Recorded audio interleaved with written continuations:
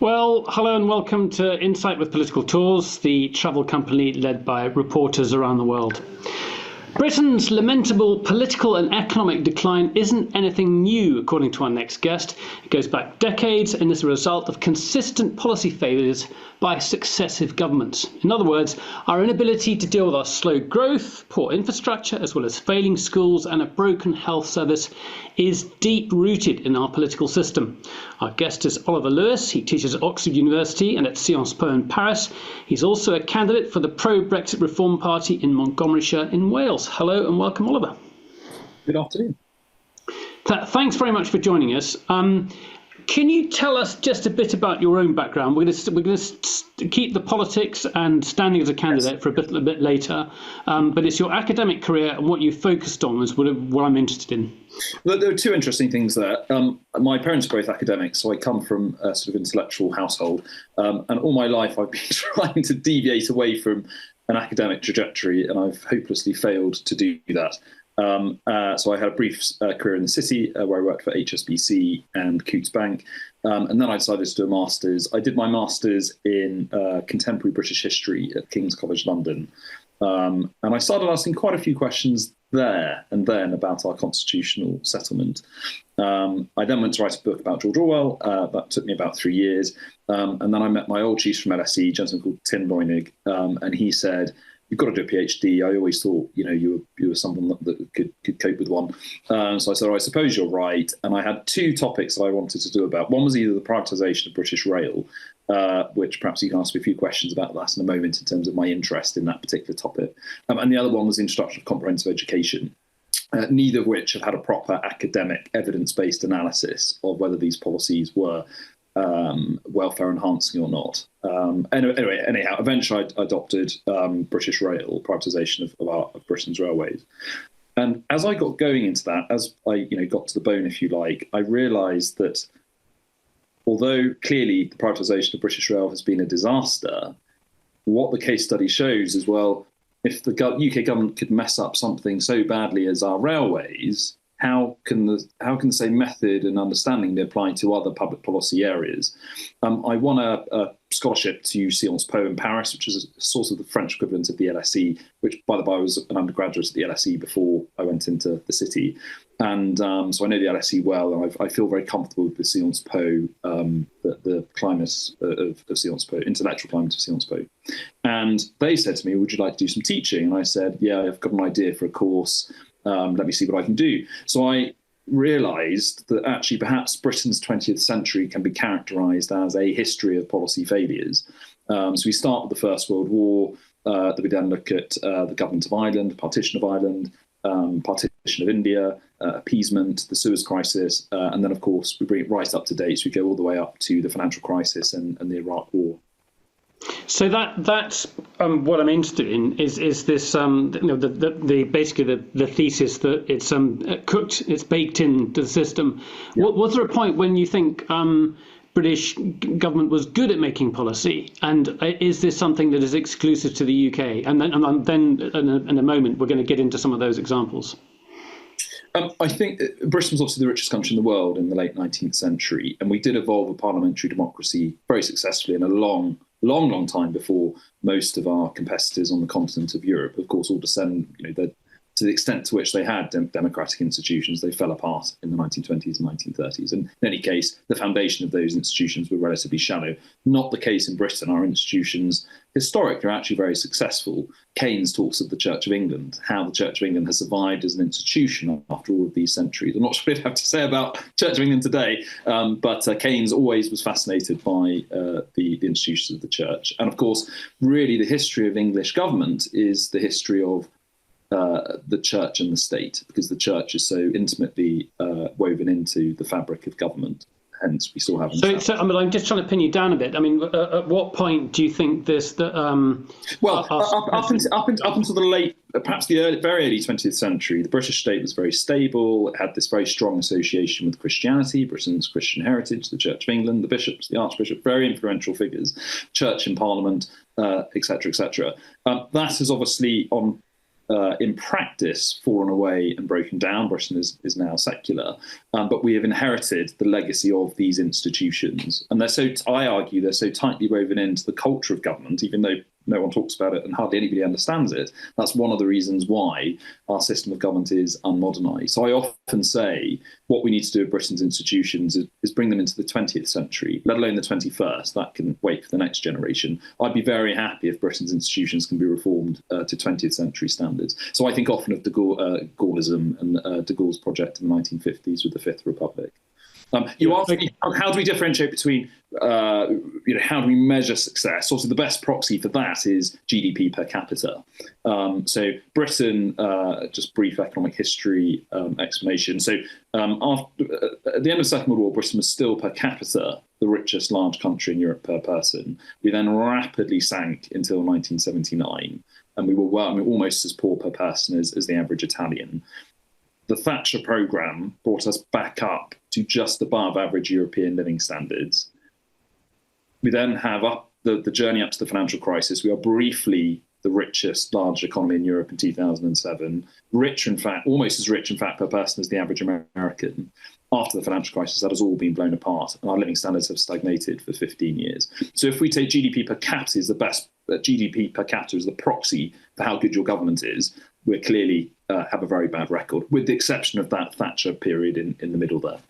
Okay, so GDP per capita is the measure. And I think most people watching will be familiar with the idea that the British economy has stagnated over the last 15 years. But it's not the only one in Europe to have done so.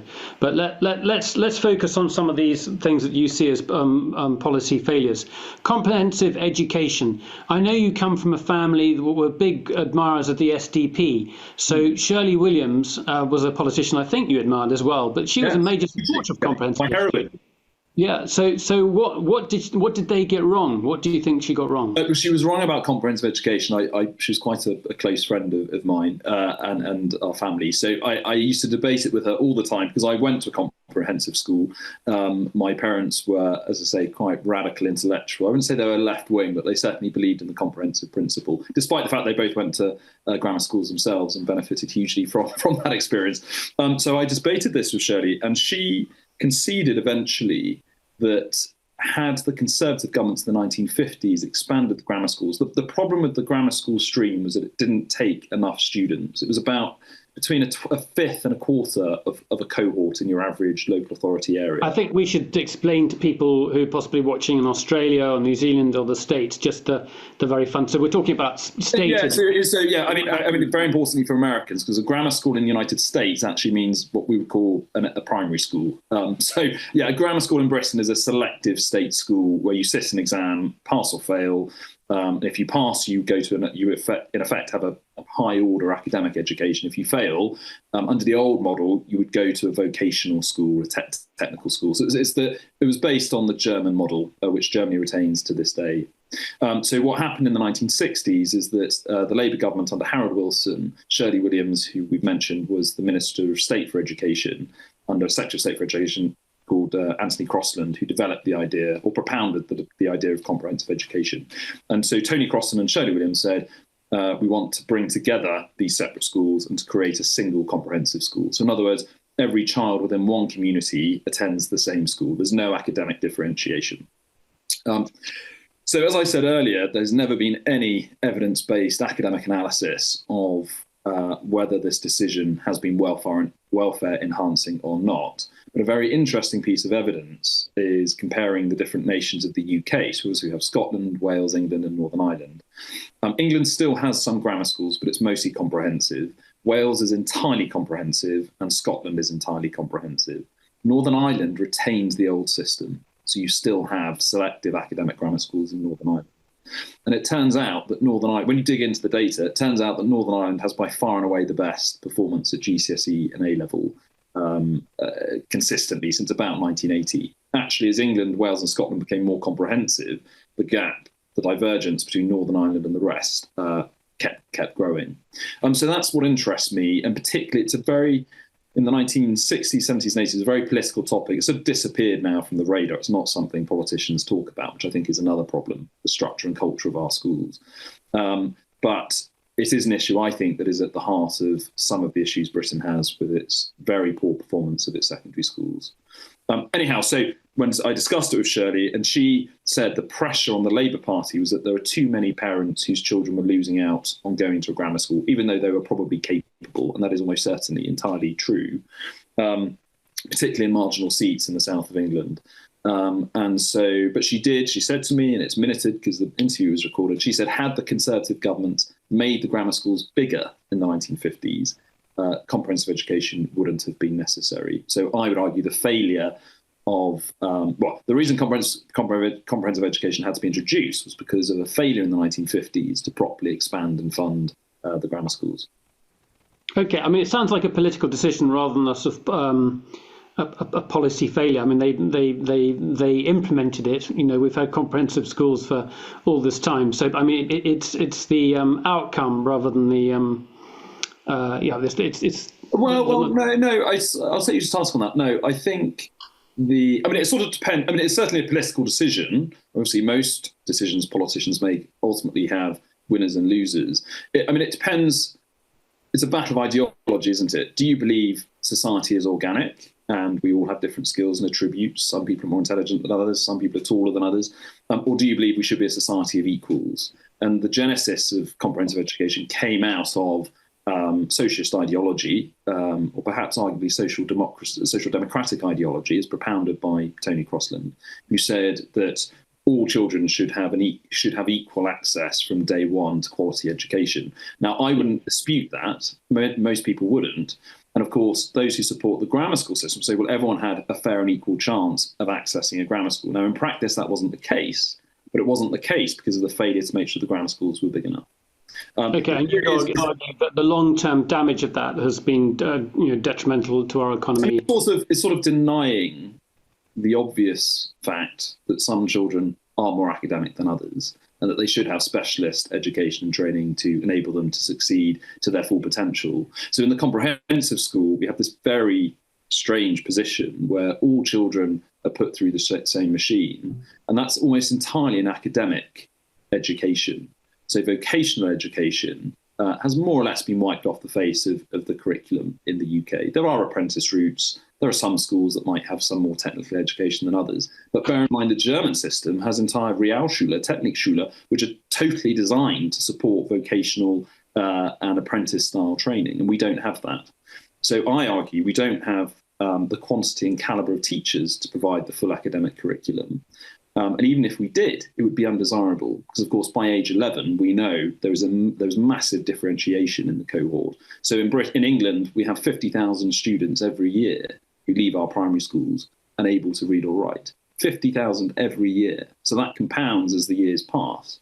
So in other words, you've got at least 50,000 students in our secondary schools in year 7 who can't read or write functionally. And yet we're expecting them to access academic history, academic geography, a foreign language, the full traditional grammar school style education. And I just think that's wrong because success has to be celebrated regardless of whether someone's academically inclined or not. We're going to have to whistle through some of these things because we've got quite a few things to get through.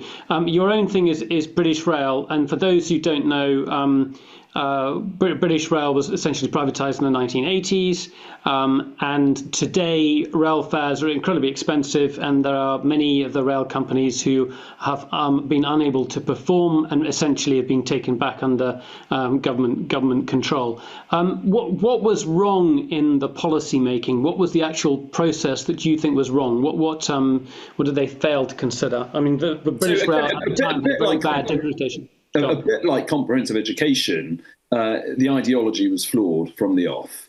And the ideology was flawed because in the late 1980s, the Conservative governments became wedded to the idea of privatisation, which is not something generally I think we should object to. We have a free market economy. Often firms who pursue profits are likely to be more productively efficient and allocatively efficient than firms that are not motivated by profit. However, John Stuart Mill had clarified the ideology behind the natural monopoly, i.e. an industry where it is suited to having a single firm in control of the industry's output. And this was a very tortuously developed economic theory, which was belatedly accepted by the UK government, that there were certain industries that had to be controlled by a single economic entity. So in 1931, it was a Conservative government that nationalised London Underground. So, of course, the issue there is that you couldn't have all these different London Underground lines not having connections. So they said, well, we'll nationalise it. And one of the reasons some of our tube lines in London have such huge distances between platforms and stops is because they were different private companies. So that intellectual argument had been won and cemented really in 1945 under the government of Clement Attlee, who did start to bring into the state sector these so-called natural monopolies. The Conservative governments in the mid-1980s obviously had a huge privatisation programme. I argue most of that was successful. We wouldn't wish to reverse it. Britain's economy, as I mentioned earlier, the data does not lie. Thatcherism overall, on balance, was of great benefit to Britain. However, in the late 1980s and early 1990s, they started to experiment with the disaggregation of natural monopoly. So not just privatisation of the natural monopoly, but actually breaking apart the natural monopoly into the sum of its parts, into the parts of the sum. And that was really the main flaw in the privatisation of the railways and the electricity industry. So I have recently concluded that actually that was by far and away the biggest error of the Thatcher government, and it does need to be reversed by a future UK government. So you would reintegrate the fragmented natural monopolies in the electricity industry and in the rail industry. And water industry, that's another subject getting a lot of coverage at the moment. Another industry that was privatised or... Yeah, the water industry. I mean, water wasn't disaggregated because water is the perfect natural monopoly, because not only does the firm supply the clean water, but the firm then has to take back the dirty water in the form of sewage. So you can't disaggregate a water board. But of course, a water privatisation, as a privatisation of a natural monopoly, that has also been a disaster. One might argue, had the CEGB, the Central Electricity Generator, the old British version of EDF, the Central Electricity Generating Board, and British Railways, if they had both been privatised as entire firms, there may have also been mishaps and disasters that follow. Okay. But we don't, our proxy perhaps is the water industry, but that has also been disastrous. Unfortunately, we haven't got time, because I'd actually like to sit in your lecture series that you run in Sciences Po, because it covers there's the Iraq War. We could talk briefly about the City of London infantilization, yes. But the core of this is, you think, an inability of politicians to appreciate the subjects they're dealing with, the civil service to provide the relevant information to produce good decisions, and then there's the implementation itself. So at each step, you're saying that we've actually got things seriously wrong, and the system of governing has broken down. Yes, I mean, implementation phase is probably at the better end, actually, of the British system of government. Once the UK government decides it's going to do something, HS2, disaggregating the CEGB, disaggregating British Rail, the comprehensive school, that process actually works relatively well, by and large. The issue really comes in the interaction of ministers with the civil service. And what I've discovered in my research, which, as I say, is primarily linked to the railways, is the agency of civil servants. And this really is the primary burning platform that has to be addressed. There's a very interesting book, and I actually have it on my desk. That's called The British Philosophy of Administration. You can see that. Published in 1978 by an academic called Rosamund Thomas. And this is the only book of its type that I am aware of. And she explains the origins of the British system of government, which is very dictatorial and anti-democratic, because, of course, the origins of the British state lie in monarchical power, which is from God, divine right from God. And the Northcote Trevelyan reforms in the early 1950s, which were the origin of the culture and ethos of the British civil service, gift civil servants tremendous agency in the development of policy. So civil servants in the British system of government not only implement policy, they also develop it. Okay, so I know it's a cliche in terms of yes minister and yes prime minister. It's become a bit of a national joke, but this is the reality. So ministers set broad guidelines and broad expectations for a particular objective, and the civil service then develop the policy and do the detail. And then the minister approves or declines to approve that proposal. Normally they approve because, unfortunately, the calibre of politician we have in this country is not terribly high.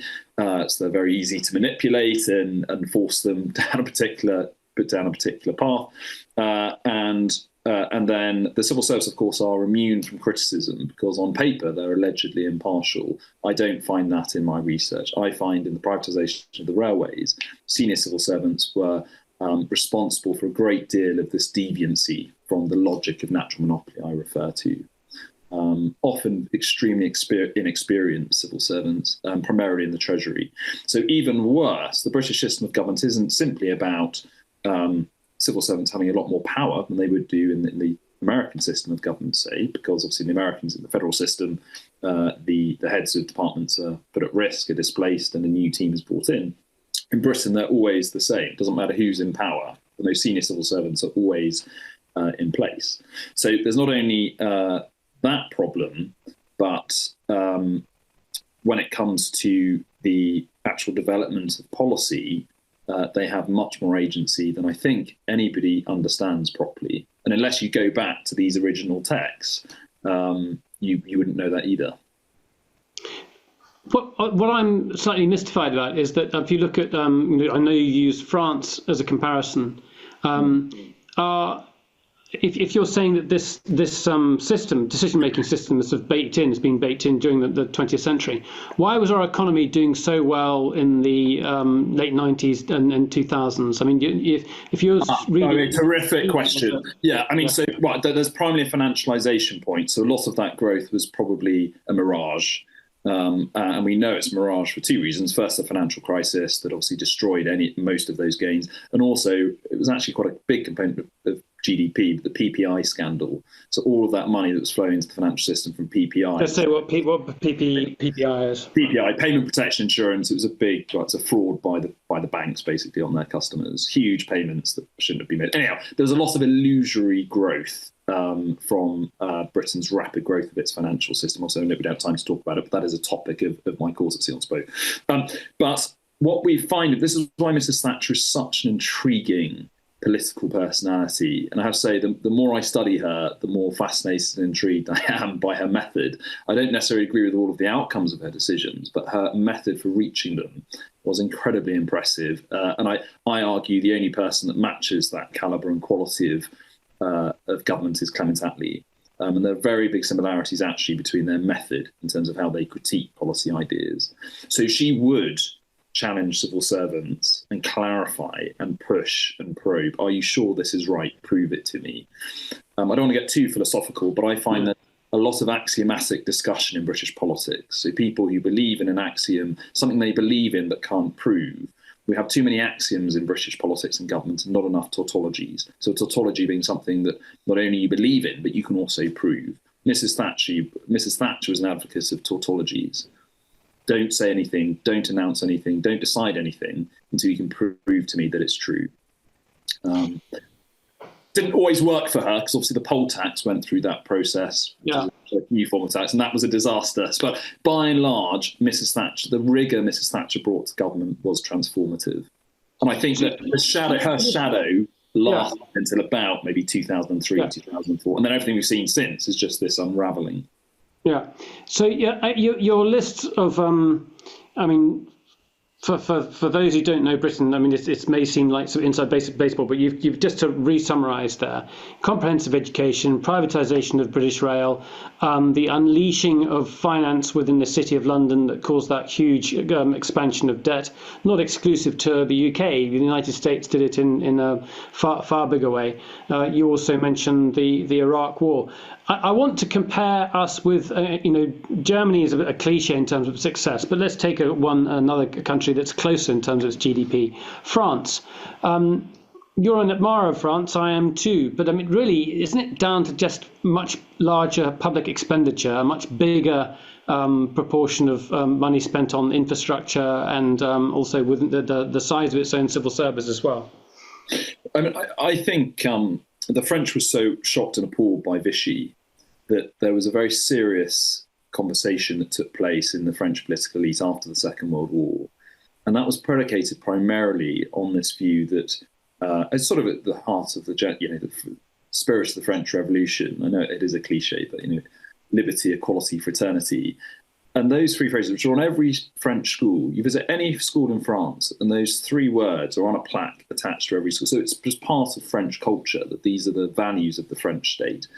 And so after the Second World War, the Republic made it its express intention to ensure that wealth was spread around France, that it wasn't hoarded either by any one socioeconomic group or by any single region. Because, of course, the gap between what economic historians call the core and periphery is, as a rule, substantial. That there will always be a gap in the standard of living between London and West Wales, just as there will always be a gap between Paris and Brittany.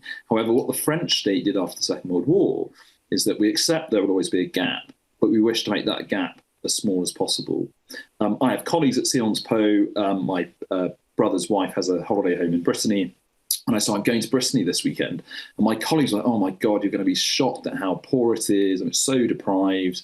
It's really going to be a wake-up call for you. Anyhow, so I arrived in Brittany, and it resembled a town in Britain's home counties, which is, sort of the New Jersey, very, very affluent, wealthy part of on the outskirts of London. I mean, it was nothing like the deprived regions of the UK.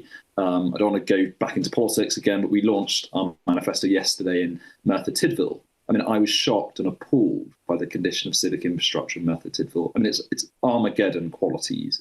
Virtually everything is derelict. There's a derelict general hospital right in the centre of town, just left to go to seed. The paving, appalling, potholes everywhere, street signs broken. And then, of course, the damage that's been done to the social fabric is also very evident just from the people you see hanging around and on the streets and so on. So the French, don't get me wrong, France is not perfect by any means, but after the Second World War, they took a very clear objective. We are going to try and reduce the development gap between the core and the periphery. And in that, the statistics don't lie. They have been very successful. What Britain has done is they've said, well, London and the southeast are successvel. In other pockets of Cheshire, Bath. So just run us through then. What do you think? And I'd love to get questions from people. So we've got some questions coming in now, but please do put your questions in the Q&A box. What are the policies that have enabled the French to reduce regional equality and also examples of? I mean, I know we can talk about the Transgrande Vitesse, the fast railways. They also have an incredible motorway system, which is much larger than ours, and in a bigger country. So, I mean, we talk about the roads. I mean, Britain never completed its trunk road network. We built our last full-length motorway 30 years ago in 1994. That was the M40. If you look at a map of Britain and a map of France or Germany, you'll notice there are massive gaps in the trunk roads where the motorway network lies because we never finished building our trunk road network. I argue that is one of the biggest drags on our productivity. I drove from Oxford to Merthyr Tydfil yesterday, hit a traffic jam just outside Swindon. I was sitting in there for an hour and 10 minutes, edging forward. You just think thousands of these cars holding perhaps tens of thousands of people, all delayed in the economic activity they're trying to undertake, whether it's for business or for leisure. All of those deliveries that are due at our supermarkets, at our shops, at our manufacturing sites, delayed. So you have this sense of delay baked into almost everything you do. I do, unfortunately, have to drive a lot for my various jobs. I mean, every journey I take, something goes wrong. I mean, it's a disaster, the British trunk road network. So, and yet we look at French motorways. I mean, you could eat off most French motorways. They're so well engineered and so well designed. And as I say, they did complete their trunk road network. Railways are much less important in terms of chunk of transport demand, but also the TGV is an incredible technology, which again shrank journey times between the core and the periphery. I joke if we had a second Norman invasion and the government of France took over Britain. I mean, this is a 30 or 50 year project. Yeah. I'm very clear about that. It's going to take 30 or 50 years to sort this country out. But they would have had a TGV going from London to Cornwall, one of the poorest counties of England, and so on and so forth. So it's just having that vision and that standard of infrastructure, really. Okay, so let's get now a bit more into the political agenda and the party that you're standing for. And I think there are two things that are completely interrelated, and that's the National Health Service and its demand for labour, and reforms promise to curb the number of the balance of immigration, so the increasing number of migrants settling here when it comes to the number of people. So you've got the ebb and flow of people coming and leaving the UK, and you're committed to reducing that drastically. Zero immigration. Yep. Immigration, yeah. So what? I mean, that's not something that, I mean. 2 points. How do you go about? We've got huge labour demands. We need to have nurses. We need to recruit relevant people for our industries. And if you say our country does not produce them, we need to get them from elsewhere. How do you introduce that policy? The British economy. Yeah, I mean, the British economy was at its most successful in terms of increase in GDP in the mid to late 1950s and early 1960s. Okay, our economy was growing about 3.5%, 4% in each of those years. Still not as fast as Germany and France. So the gap kept on widening between us and the French and the Germans. But it was our most successful period. We had very, very low immigration in that period. So people who say, correlation is not causation. Just because you have a lot of immigration, you're told it's good for your economy, doesn't mean it is. And in fact, the mass immigration we've seen since 2004 has correlated. As I fully concede correlation is not causation, but our incomes per person have stagnated over that time. So it has been no panacea for improving our economy. I think politicians and civil servants misunderstand the economy. So if you add more people to your economy, of course your economy is going to grow nominally, but incomes per person have stagnated. So in other words, we are a larger economy of many more poorer people on average. But I guess my question is, how quickly do you see those roles being filled by the population? All of the pressures, our infrastructure is fixed in the short run. So since 1991, we've added 12 million people to our population. We still have, as I said, we haven't built a new motorway since 1994. So we've got infrastructure that's designed for 55 to 60 million people as of 1991. We've got a population that's heading for 70 million plus. It's just not sustainable. But the question is, how do you fill those jobs? Our two priorities obviously has to be massive change in the culture and structure of state education. That is obviously a long-term initiative. The second objective, I spoke earlier, the big strategic error of Thatcherism was the privatisation of the natural monopolies. That was the first strategic error. Second strategic error was incentivising people to sign on and take long-term incapacity benefit. So the growth of millions of people who are sitting on incapacity benefit, unemployment support, modern day universal credit, millions and millions of people who are underemployed, often who want to work, but they're disincentivized to find work because the tax system means they're just going to face a very, very high rate of marginal tax. So reforms policies to increase the personal allowance to £20,000 and to get those people back to work. We are really the party of labour and of work. We don't have a shortage of people. That's never been the problem.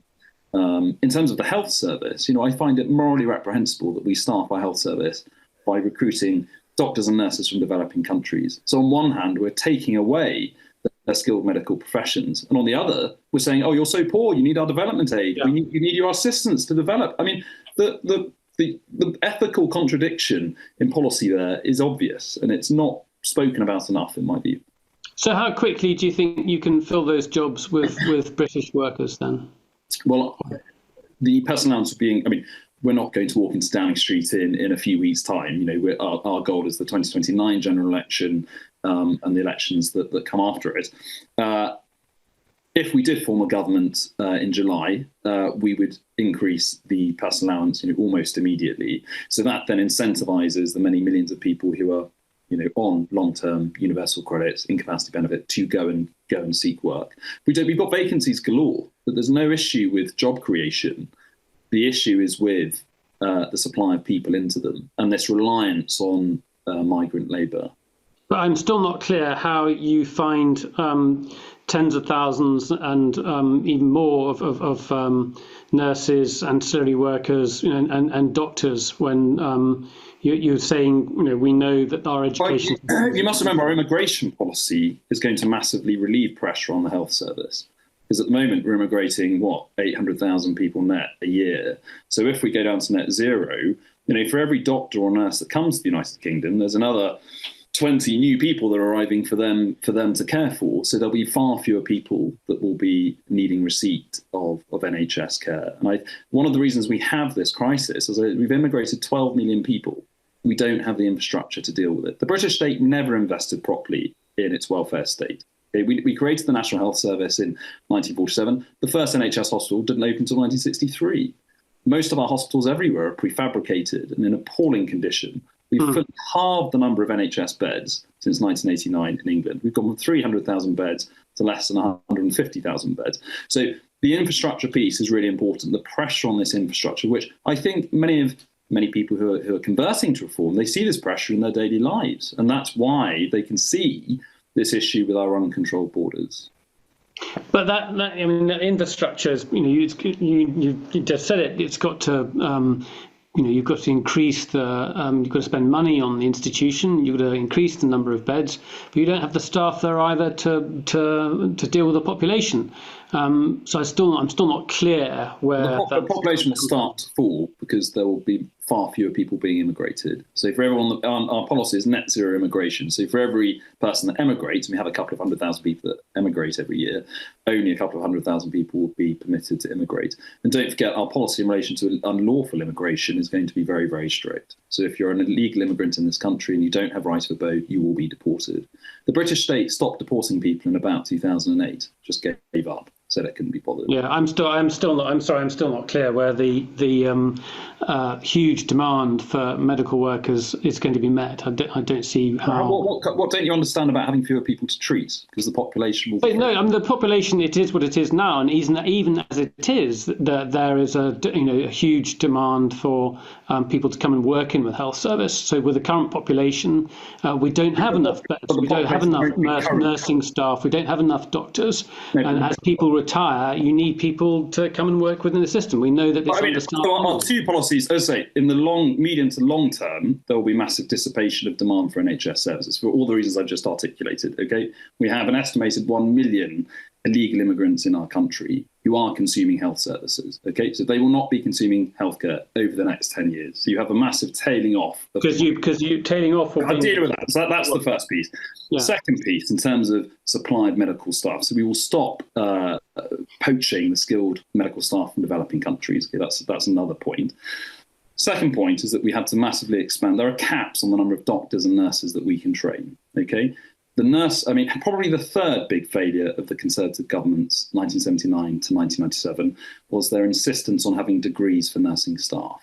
They also insisted on having degrees for police officers. We're of the view that policing and nursing should not be degree professions, that you can learn nursing and learn to be a police officer as a vocation. So we will remove the degree requirement and enable the many hundreds of thousands of people that do want to be nurses or do wish to be police officers to train. Doctors, medical schools as well. There's massive demand to apply to be a GP or a doctor. So if we reduce those restraints, the Treasury has never properly funded our medical schools. It's far easier for them to allow Sierra Leone to train our doctors and then just to poach them and to steal them. That's morally reprehensible. I cannot believe anybody can defend that policy, and yet that has been what the British state has done. Oliver, I know you quite well. So the one thing, I was slightly surprised when I knew you were standing as a candidate for reform, and I get the sort of goalist drive of your politics. I can see a reason for that, but on the immigration aspect of things, I am slightly shocked, and particularly I wouldn't associate, with the, for example, pushbacks. The idea of, if you've got dinghies across the channel, you've got people who are in very vulnerable situation. The idea that you would sanction that kind of policy, where you'd see the Royal Navy or some other force pushing those back in mid-sea. I find it quite. There are differing views, and I know you say this is legal, but most the consensus international that it is illegal. But I find it difficult to, with the person I know. The social democratic. Where do we that kind of line? Do we permit and legitimise illegal immigration, which is totally contrary to the rule of law and the rule of our parliament? The laws our parliament have passed have said to have right of abode, have access to public funds in this country, you need to be a British citizen or have proof of your residency. So when you stop deporting people, when you stop enforcing immigration law, you end up with people abusing that system. In fact, we have the worst of both worlds. They're not just abusing our legal systems of immigration, they're also abusing the asylum process. There's no civil war in France. Most of the British middle class and upper middle class would very happily emigrate to France tomorrow. Many already have. Nigel Lawson had a huge house in the Dordogne or what have you. There is no civil war in France. The reason these migrants, who are almost entirely economic migrants, they're not refugees, they've been rejected for asylum status in France, they're coming to Britain because they know that they can live illegally. The British state will pander to their requests for accommodation, for help, access to our National Health Service and so on. So the failure of the state is linked to the fact that we have stopped enforcing immigration law. We don't actually need new laws to deal with this. It's all on the statute book. We don't need Rwanda. The laws are there. They're just not enforced by a dysfunctional Home Office. The population point is self-evident. You cannot immigrate 12 million people and not expect there to be an impact on our infrastructure. I mean, it doesn't even need to be explained. If you don't expand your roads, your hospitals, your schools, you cannot accommodate. So the housing crisis. Yes, it's been the main source of our growth for the last 15 years or so. And without any, but we kept being told that we need immigration for our economy, and yet our living standards have stagnated and declined in real terms. So there's an inherent contradiction in that argument. This isn't exclusive to Britain, is it? I mean, you look at France. Most European countries have had a similar economic growth. Even Germany has struggled in terms of this economic growth. France has far more space than that. I mean, France has the same population as Britain in twice the space. Germany has a much more productive economy because it invests a lot more in capital, so it's much more efficient. It can produce more wealth for its citizens. We don't have a giant Midwest. We already have England is one of the most densely populated countries on Earth. And okay, some people may say it's desirable to end the green belt and to build all over the southeast of England. I don't share that view. I value the English countryside and England's rural character. And that seems to be being put at risk because of the pressure for housing. Again, it's 12 million people. They will want to have a house. They will want to use hospitals. They will wish to use our schools. Something has to give. I must stress, reform does not object to the principle of immigration. We object only to the scale. If you were to put, you clearly see immigration as the key bugbear. One of the key bugbears of the British economy, as well as the failure of policy making. But what was I going to say now? I've just lost my train of thought. So I'm going to, but it'll come back to the question in just a second. I actually see the Home Office is dysfunctional. Most of the British state is dysfunctional. I see immigration as a consequence of that dysfunctionality. Like I said, we stopped. I mean, the Brexit issue is very interesting. In the Remain campaign, we were told there were 3.5 million EU citizens in Britain. That's what the ONS believed. After Brexit, we then had to have a registration scheme for people that were remaining in the UK. The number of registrations was 6 million. We had almost twice as many European citizens in our country than we thought we had. How on earth do you plan health and education provision on that basis? You have 2.5 million people here that the state, the ONS, thought were not. So again, it's this data collection, this reality hitting, situation where the British state will not accept the scale of the challenges before it. And unfortunately, immigration has made many of those things worse. It's made some things better. I love the diversity that comes from immigration. I think Britain is a better country for some immigration than it was without it. Absolutely. No one in reform would disagree with that. The issue is the scale. There have been numerous reports. I mean, we know that productivity is seen, by and large, as the key failing of our economy to grow. Is that all down to immigration too? Partly because the wage rates that people who are migrated to the UK, they'll often work for a much lower wage rate than a Britain would. So that disincentivises investment in plant and in capital. So I'll give you a very good example. Our supermarket, the technology for on-shelf pricing, electronic on-shelf pricing is very well established. German supermarkets, French supermarkets have had it forever. British supermarkets haven't. Arguably because it is so easy to employ relatively low-wage staff simply to change all the paper tickets, every day. I mean, just addressing that alone would probably add, 0.2% to our GDP. We have lots of jobs. Car washing would be the other one. I mean, it's become a bit of a cliche in people that are opposed to immigration. But of course, the technology of having automatic car washing has been there, since the 60s. And yet, all over the UK, we have a proliferation of hand washing, which is often done typically by migrants who do not have right of abode in the UK. So that lack of investment, you are disincentivized to invest in capital if you just depend on importing cheap labour. How do you think Germany handled 1.7 million migrants from 2015-2017? Very, very badly. And I think that is now having very unfortunate political consequences in Germany, far more unfortunate than some would say the consequences have been in Britain. Reform is a mainstream party. At the moment, we are on course to displace the Conservatives as the main party of opposition. It may happen, it may not. But believe me, Reform is not going to become the xenophobic, far-right, Pegida, Front National type party that people are trying to characterise us as. We do not oppose the principle of immigration. We're opposed only to its scale. I think coming back to the idea of pushbacks in the Channel, which I would find shocking, and it's legal under international law, and it's sort of intuitive because, of course, if a migrant's in the middle of the English Channel, I think that's your interpretation of international law, Oliver. You have to be right. It's the law of the sea. It's intuitive. If somebody has come from a certain territory, that is the territory of origin, not the place they're going to.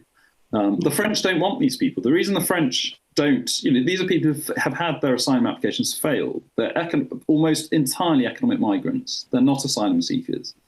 That's why the British state has developed the third country processing policy in Rwanda. We are opposed to that. We think it's ridiculous that we're flying illegal immigrants to Rwanda for processing.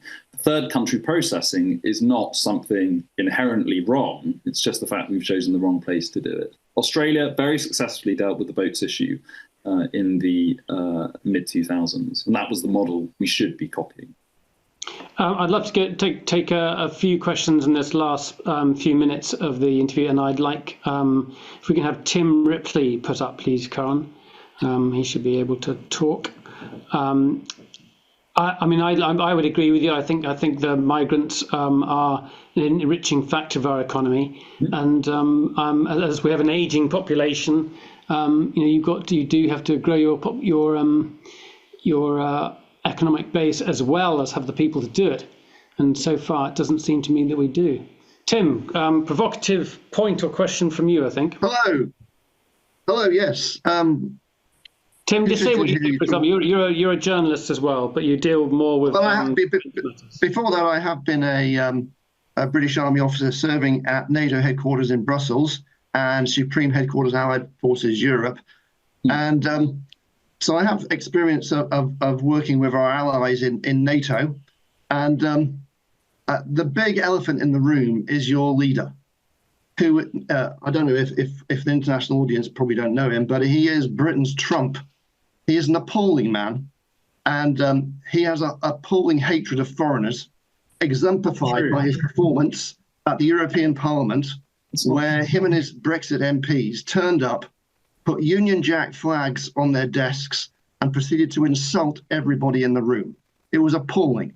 And this man would turn our country into an international pariah. He is his whole background and approach to politics, he's a perennial liar.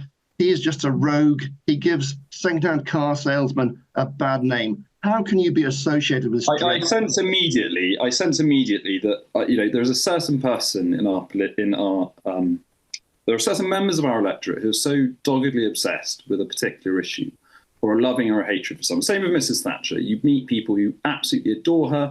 You meet people who absolutely loathe her, and nothing you say, no facts you present will change their mind. I'll give you some facts about the Brexit Party. The Brexit Party was the single most ethnically diverse political party in the European Parliament.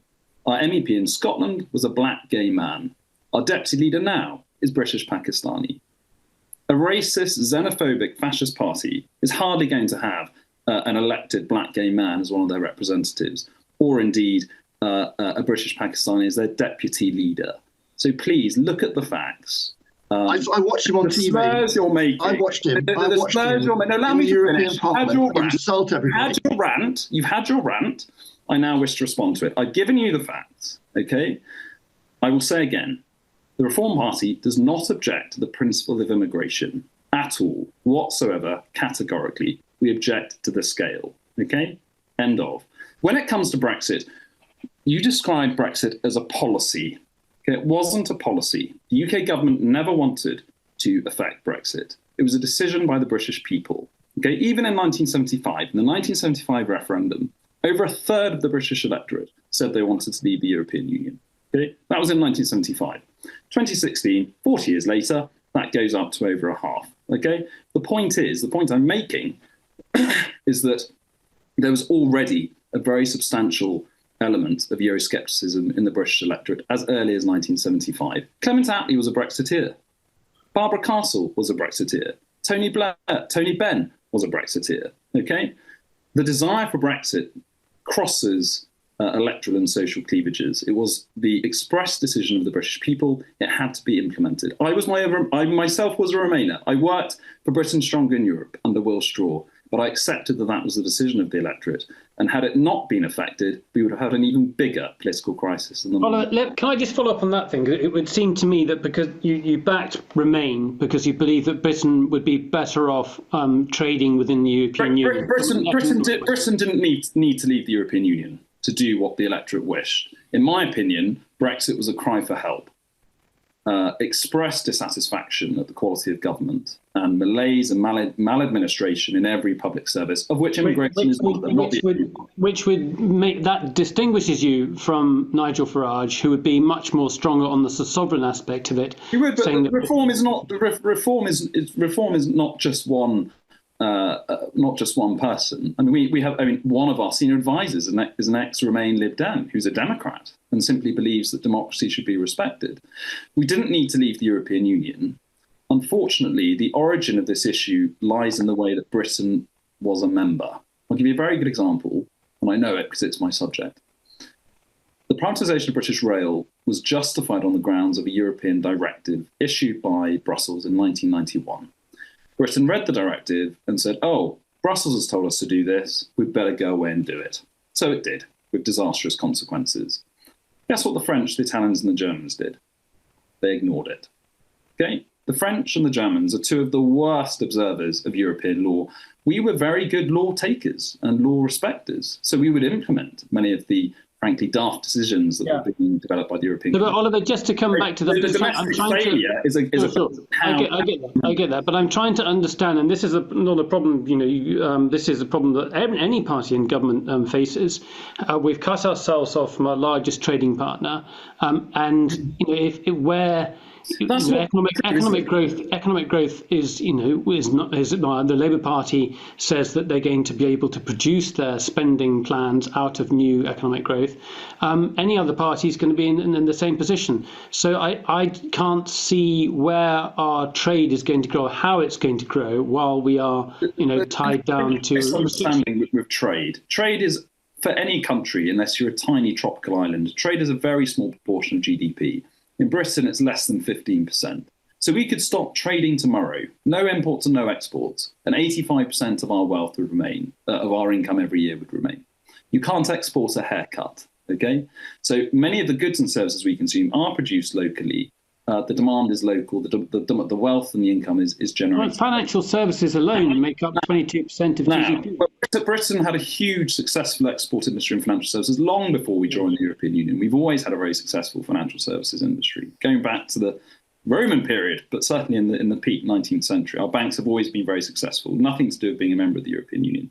When it comes to trade, yes, there has been a small tailing off in terms of our trade with our European partners, but hasn't been enormous. It hasn't been world-ending. We were told when we voted to leave, if we voted to leave the European Union, the sky would fall in. We'd have emergency budgets. Our standard of living would collapse. None of that has happened. Our economy has stagnated, but for reasons that are totally unrelated to membership of the European Union.